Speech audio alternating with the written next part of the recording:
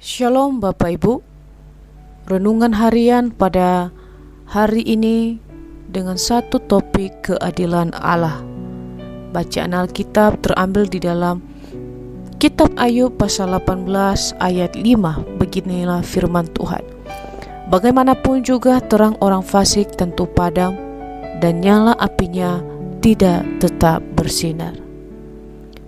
Ada satu cerita. Suatu kali ada dua orang bersaudara yang memiliki orang tua berbeda agama. Nama mereka Adil dan Dilan. Kedua anak ini tidak pernah akur atau suka bertengkar. Adil setiap hari Minggu ikut mamanya ke gereja, sedangkan Dilan setiap hari Jumat bersama ayahnya pergi sholat di masjid.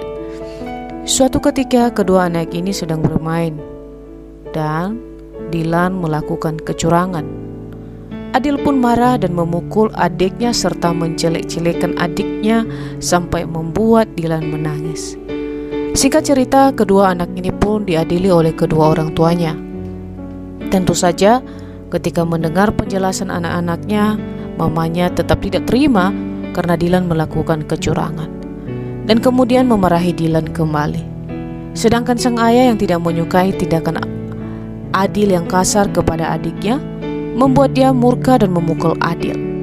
Sampai akhirnya kedua orang tua bukannya memberikan keadilan melainkan bertengkar dan saling mempertahankan bahwa pendapat mereka yang benar.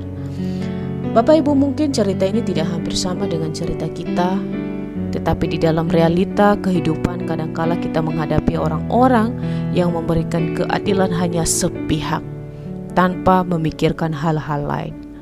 Apalagi jika orang yang bersalah adalah saudara kita, tetapi karena kita mengasihi dia akhirnya kita membelanya.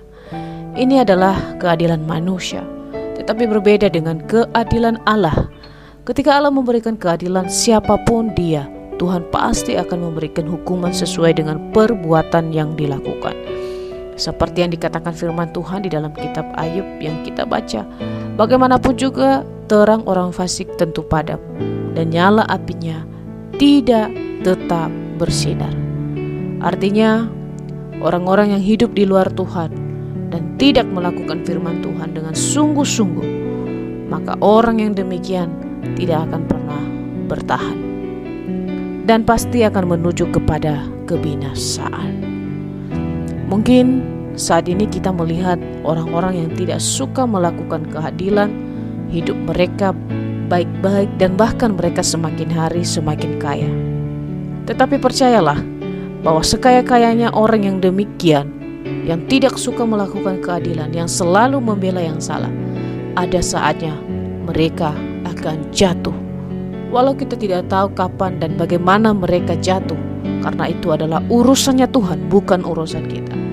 Jadi yang menjadi penghiburan bagi kita saat ini, ketika kita diperlakukan tidak adil oleh orang-orang di sekitar kita, janganlah kita patah semangat, janganlah kita merasa sedih, janganlah kita menyerah, tapi kita percaya bahwa Tuhan pasti akan membela kita jikalau kita benar dan hidup di dalam Tuhan. Tetapi kalau hidup kita di luar Tuhan dan tidak melakukan seperti firman Tuhan, maka kita juga perlu mengoreksi setiap kehidupan kita. Karena kita percaya bahwa pertolongan Tuhan tiba pada waktunya Tuhan, bukan pada waktu kita. Biarlah firman Tuhan pada kesempatan ini bisa menjadi kekuatan dalam kita terus menjalani hari-hari ini. Dalam nama Tuhan Yesus memberkati kita semua. Amin.